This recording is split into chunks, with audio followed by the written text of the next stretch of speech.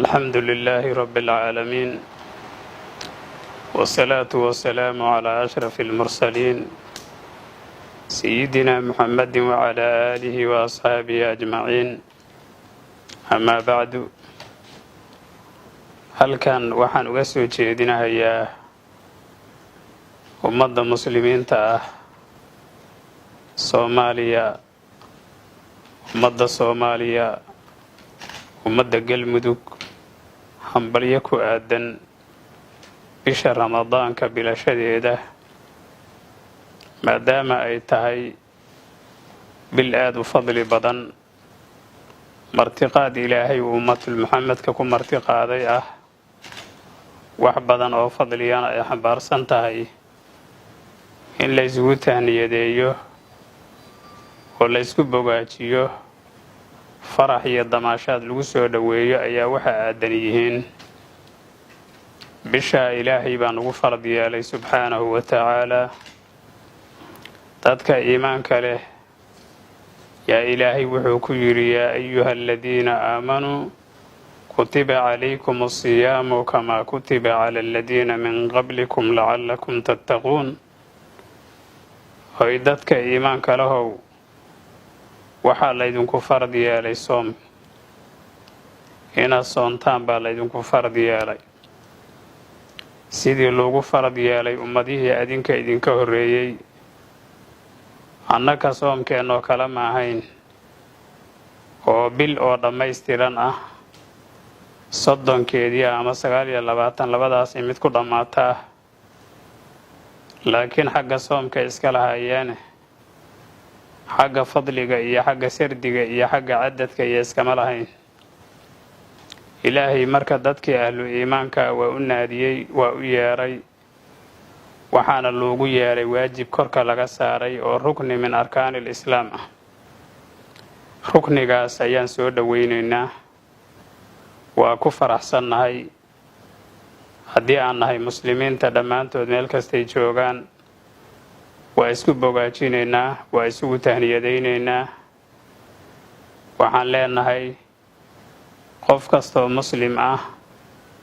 oo ramadaanku waajib ku yahay inuu soomo waa amar Ilaahay xaggiisa ka yimid waa farad qof walba oo mukallafa laga rabo inuu takliifta lagu waajib yeelay oo guto marka bisha Ramadaanka fadaa'isheeda inaan u banbaxno ayaan isku boorinaynaa waa maalmo yar ama 30 maalmood weeye ama 29 in aan ka faa'iideysano oo waqti kamid ah uusan nagu dhaafin bilaash taas baan ku boorinayaa ummadda Soomaaliyeed gaar ahaan haddana ummadda Galmudug tahniyadaas ayaan u marinaynaa hawada waana ku faraxsannahay waana la qaybsanaynaa faraxaas Ilaahayna waxaan ka baryaynaa subxaanahu wa ta'ala bisha awalkeeda 10 hore waa raxmad 10 dhaxana waxa weeye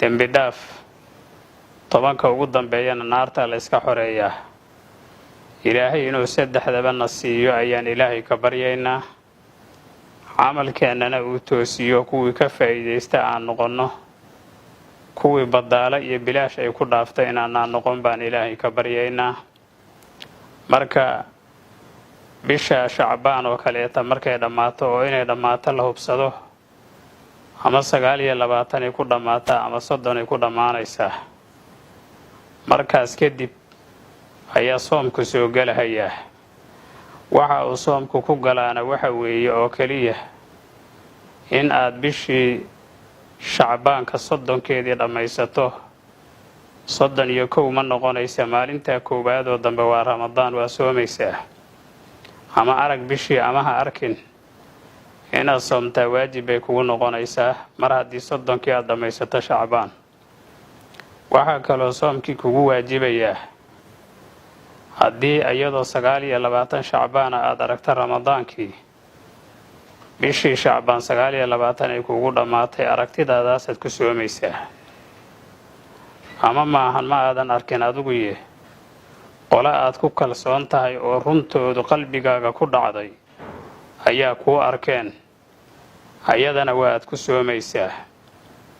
marka dariiqyada lagu soomo oo soomkii waajibka ugula noqonayo dariiqyada weeye, maaha waa la yiriyo bishii waa la arkay ama lama arkin iyadoo la isla dhex marahayo wax suganna aan ahayn inaad oon iska bilowdo istiraado cuntada iska daa maahan. waa daaco ilaahay nagu adoonsaday inaan sugnana loo kaga baahan yahay. waqtigay ka bilaabataa waqtina waa ku dhammaataa. ramadaanka ka hor inaad soomto laguma ogola adigoo soomkii u niyeysanayo inuu fard yahay, ma lagu ogolaanayo. bacdigiisna lagu ogolaan maayo inaad tiraahdo ramadaankiyaan iska wadanahayaa oo ii jira maya. cadadka loogu talagalay waa go-an yahay, mar buu bilaabanayaa marna waa dhammaanayaa. bishu ama 29 ay ku dhammaataa ama 30 ay ku dhammaataa.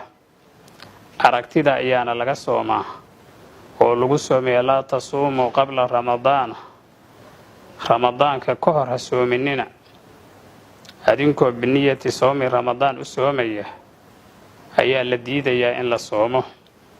laakiin ramadaanka ka hor soom sunnaa waa iska soo wada kartaa. haddaad maalinna afuri jirta maalinna soomi jirta soomkaagi waa iska wadanaysaa. marka ramadaanka sharafta badan leh, qiimaha badan leh, inaan ka faa'iidaysana ayaan isku boorinaynaa.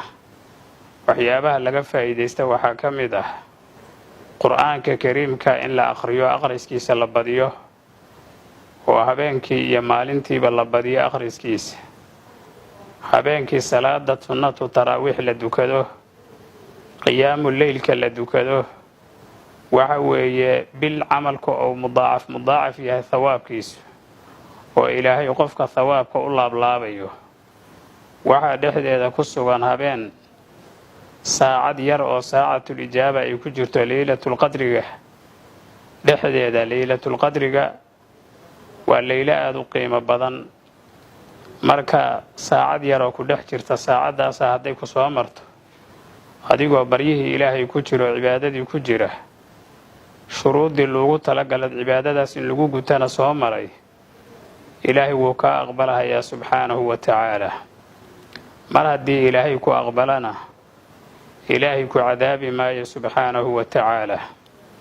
marka kuwii ilaahay bisha makaniyo haddana ilaahay uu ka aqbala ilaahay ha nagu daro. waajibka kuwii guta oo rukniga arkaanta islaamka ka mida guta ilaahay ha naga dhigo. aan u bambaxno dhammaanteen, aan bogaajino, isku soo dhawayno. qof walba uu ka faa'iidaysa camalka ramadaanka.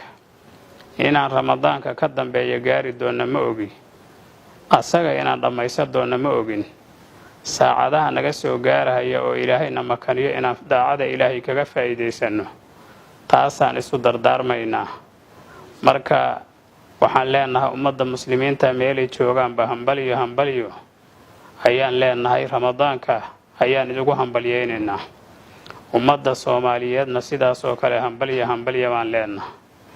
ummadda galmudugna sidaas oo kaleeta gaar ahaan hambalyo hambalyo ayaan leenahay. marka bogaajintaa ku soo dhowaada dhammaantiin. ilaahay kuwa ugu naxariisto, ugu dembi dhaafo, aakhirkeedana xoreeya ilaahay ha naga dhigo. jazaakumullaahu khayra aljazaa.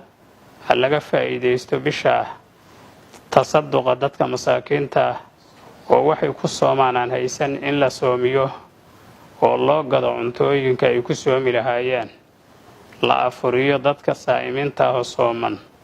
waxyaabaha laga faa'iidaysto aad u qaaliga ahay ka mid yihiin. marka qof walba daacada ilaahay ha ka gaabinin.